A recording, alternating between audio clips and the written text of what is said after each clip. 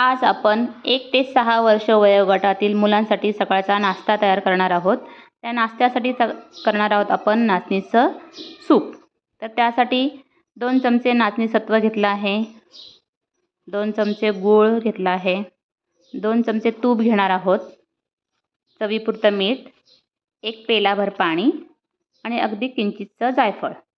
तर मग चला नाचणीचं पीठ भाजून घेऊ आणि छान नाचणी सत्व तयार करू.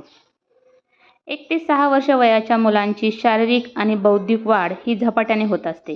त्यामुळे त्यांना दर 2 तासांनी ऊर्जा स्रोत असताना एखादा पदार्थ खायला करून द्यायला पाहिजे.